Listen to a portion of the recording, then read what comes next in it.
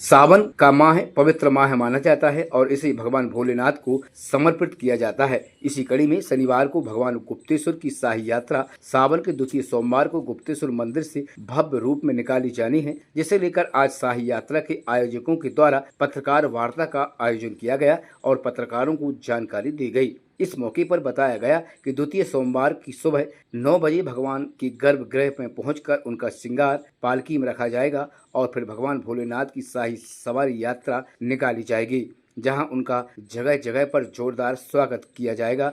आगे बताया गया कि शाही यात्रा और शोभा यात्रा में काफी अंतर माना जाता है। शोभा यात्रा में भगवान की लीलाओं का प्रदर्शन किया जाता है, लेकिन शाही यात्रा में भगवान भोलेनाथ स्वयं बैठते हुए भक्तों को दर्शन देते हैं। जबलपुर शहर में लगभग 2009 से लगातार गुप्तेश्वर मंदिर से शाही सवारी यात्रा निकाली जा रही है, जहां भोलेनाथ के भक्तों के द्वारा ढोल नगाड़े बैंड बाजे और आतिशबाजी के बीच भगवान भोलेनाथ सभी भक्तों को दर्शन देते हैं। भगवान गुप्तेश्वर की शाही सवारी यात्रा जैसा कि हमेशा सावन का दूसरा सोमवार ये निश्चित हो चुका है। सावन के दूसरे सोमवार को शाही सवारी यात्रा निकलती है।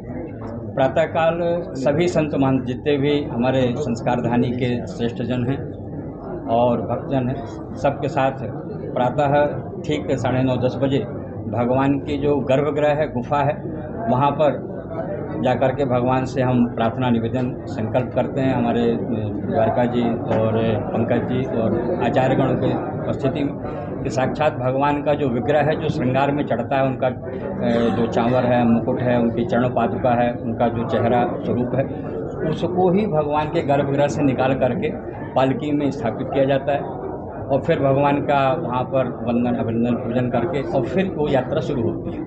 शाही सवारी यात्रा और शोभा यात्रा में अंतर है। शोभा यात्रा जो हमारी जन्माष्टमी की शोभा यात्रा कहलाती, राम नवमी की शोभा यात्रा कहलाती, लेकिन ये शाही सवारी यात्रा है। तो शाही शोभा यात्रा का अर्थ है कि वहाँ सब कुछ प्रदर्शन और शोभा की दृष्टि से भगवान के अलग अलग कृत्य, अलग अलग, जैसे वो कृष्ण जन्माष्टमी में जो भी भगवान ने काली नृत्य किया और भी दह किया, वो सबके दर्शन कराए जाते हैं कि सुंदर शोभा सबको दर्शन है। लेकिन शाही सवारी का अर्थ ही है कि भगवान जो शहंशाह अपने बैठक में बैठे हैं, वो आज अपने गर्भगृह से निकल रहे हैं।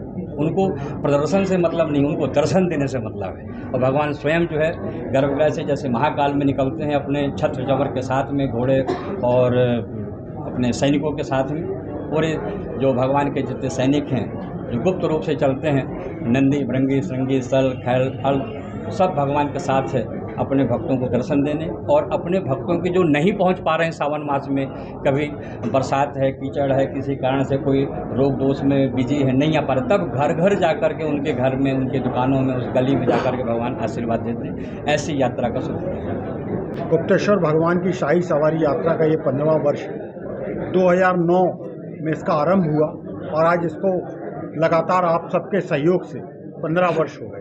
ये 15वें वर्ष से शाही सवारी यात्रा निकलेगी। सुबह 10 बजे गुप्तेश्वर महादेव मंदिर से पूजा अर्चन के पश्चात पालकी में सवार होकर भोलेनाथ गुप्तेश्वर मंदिर से निकलकर अपना चौक, आगे वाले चौक जो शक्तिनगर चौक कहलाता, वहाँ पे इसकी महाआरती होगी।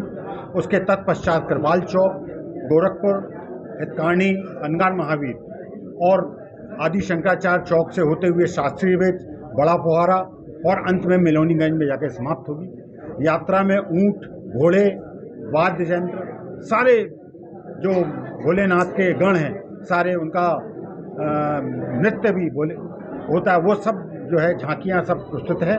और शहरवासियों से अनुरोध करते हैं वे इस यात्रा में शामिल हों और पुण्य लाभ अर्जित करें।